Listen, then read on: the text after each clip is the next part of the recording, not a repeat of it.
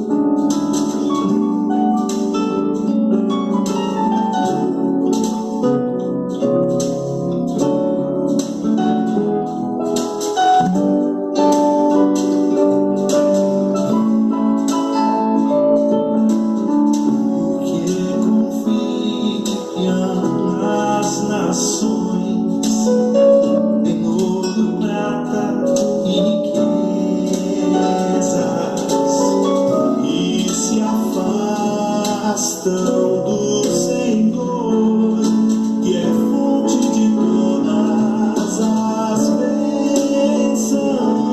Não a nós, Senhor, não a nós, Senhor, mas ao teu nome dar glória, por amor da tua misericórdia e da tua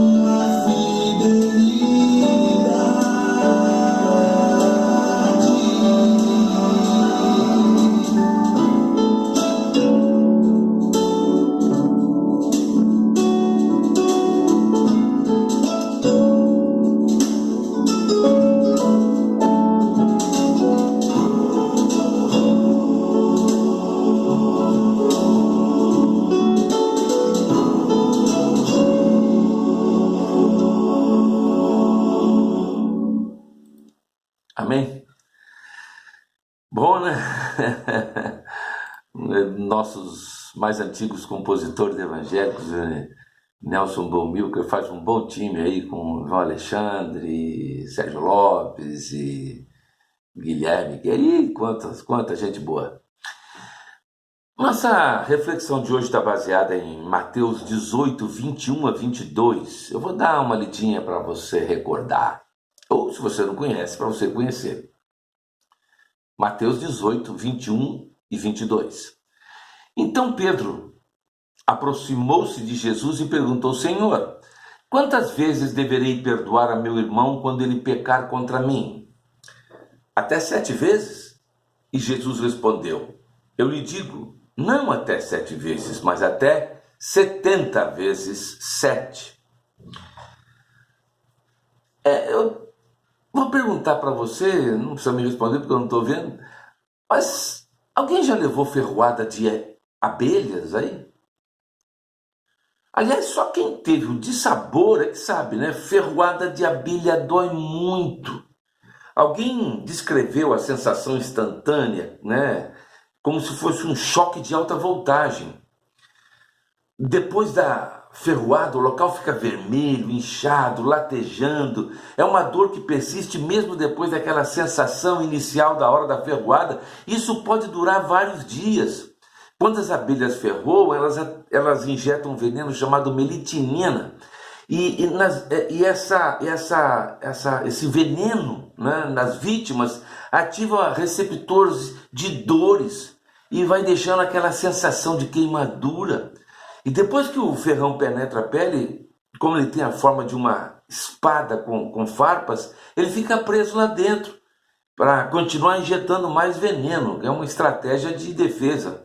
E agora não é só a vítima que sofre com a ferroada, mas a abelha também sofre. Em alguns casos sofre até mais do que a própria vítima. Quando ela libera o seu ferrão, ela acaba morrendo também, porque ela perde parte do seu corpo. Aquela parte posterior do abdômen, onde se localiza o ferrão, na maioria das vezes fica presa na pele do ferroado. Em alguns casos a abelha perde uma parte até do seu intestino e morre logo em seguida. Ferroada de bagre. Ela é extremamente dolorida. O bagre tem um ferrão nas costas que, se alguém pisar nele ou não pegá-lo com jeito, leva uma ferroada que vai marcá-lo por toda a vida. O ferrão ele é grande, é do tamanho de um dedo mínimo. E a dor é tanta que algumas pessoas chegam a desmaiar. E o ferrão só sai com incisão de bisturi. Aquelas farpas, elas impedem que o ferrão saia normalmente e ficam cicatrizes por toda a vida. Ferroada de gente. Ferroada de gente também é capaz de causar dor insuportável na alma de quem foi tratado injustamente. Ferrão de gente tem as mais diferentes formas. É abuso físico, verbal, sexual, castigos desumanos, principalmente na infância, bullying, traição, abandono, injustiça, agressão, ofensa, desprezo, insulto, vergonha, humilhação, maus tratos, dívidas, golpes, desonestidade, calúnia, fofoca, desrespeito e por aí vai. Ao ser ferroada, seja de que jeito for, a pessoa só será curada depois que o ferrão for retirado da alma, depois que o perdão for concedido. O problema é que muita gente ferroada age como criança, berra, lamenta e chora por todos os cantos, queixa-se do ocorrido, mas não deixa outra pessoa tocar na ferida, arrancar o ferrão, aplicar o remédio. Gente ferroada por gente geralmente fica indisposta para perdoar. Normalmente essas pessoas não admitem que estejam ressentidas, mas ao se tocar no nome do ofensor, ao lembrar-se da situação, brota de dentro delas raiva, rancor. Emocionalmente, o ferrão na alma nos aprisiona ao passado e à pessoa que nos ferrou, né? Tornando-nos amargos, incapazes de amar. Esse processo de inflamação, de dor, desentendimentos, brigas, separações e mágoas vai se estender por muitos dias, meses, anos, se não formos capazes de perdoar. É como o remédio para ser aplicado em caso de ferroada. Se você não tem um creme Fenergan na hora para aplicar no local, os efeitos da ferroada vão durar por muito tempo. É isso. O perdão é o remédio indicado para a ferroada de gente. A falta de perdão pode deixar com que você fique com o coração inflamado por muito tempo. Eu quero lhe dizer uma coisa. Perdão só existe porque todos nós podemos cometer erros. E sem ele seria impossível mantermos relacionamentos saudáveis com as pessoas. Eu digo isso porque uma pessoa me procurou há algum tempo para conversar a respeito do perdão e me disse que ela não teria que perdoar nada nem ninguém, porque o perdão é exclusivo de Deus. Não sei de onde essa pessoa tirou isso, mas o que eu falei para ela vou tentar reproduzir aqui muito rapidamente. Apesar de ser tão importante, perdoar não é fácil, principalmente para quem não segue a palavra de Deus, ou o que ela diz, o que ela receita. Por isso eu resolvi dizer a você hoje algumas verdades bíblicas que eu entendo importantes sobre o perdão.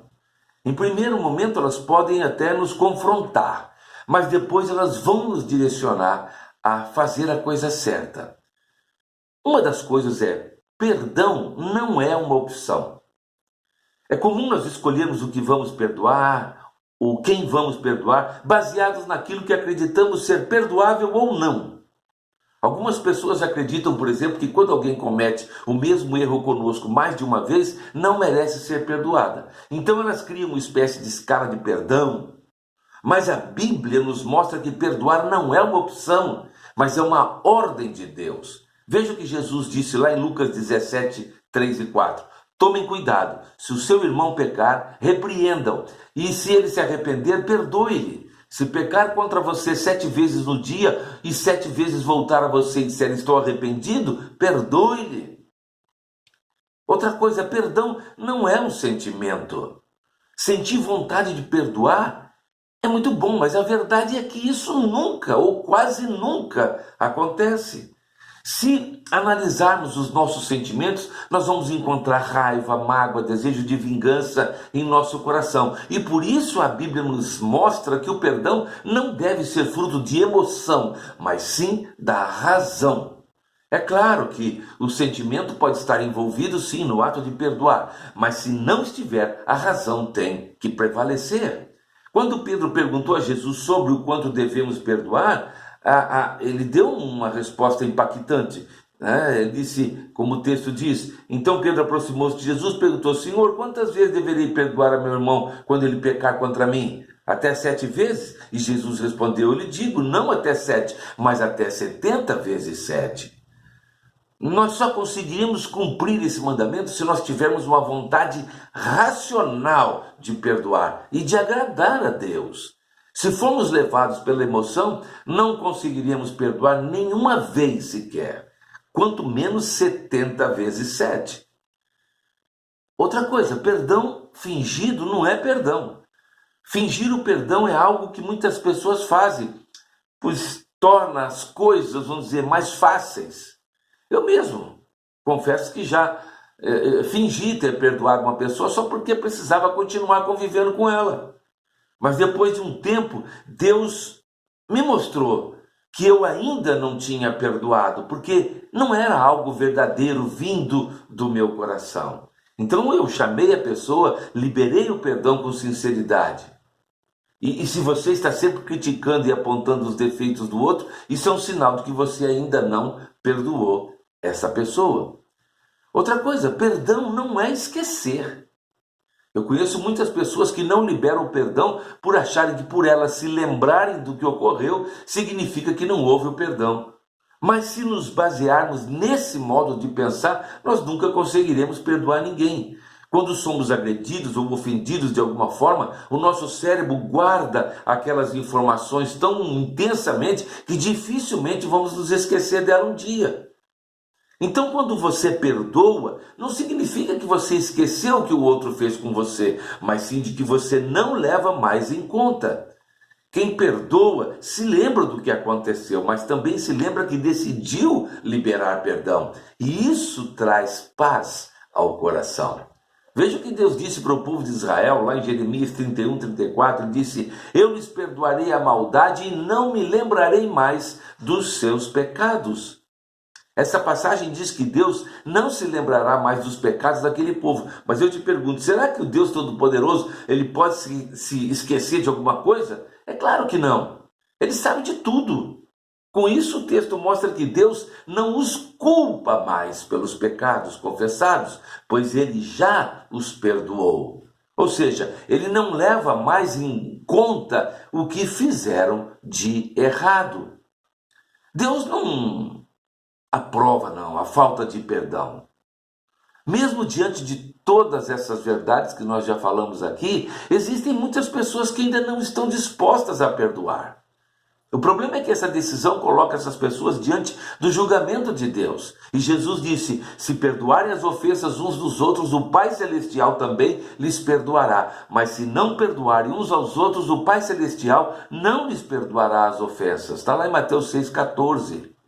E pode parecer terrível, mas Deus não perdoa aqueles que não querem perdoar, pois ele demonstrou o maior ato de perdão quando enviou seu filho para sofrer e morrer na cruz por nós, mesmo nós sendo tão pecadores. Por isso, a falta de perdão pode trazer muitas coisas ruins para a sua vida. Ela nos leva para longe da presença do Senhor e abre brechas para que o inimigo atue em nossas vidas. Em Isaías 59:2 diz assim: as suas maldades separaram vocês do seu Deus, os seus pecados esconderam de vocês o rosto dele, e por isso ele não os ouvirá.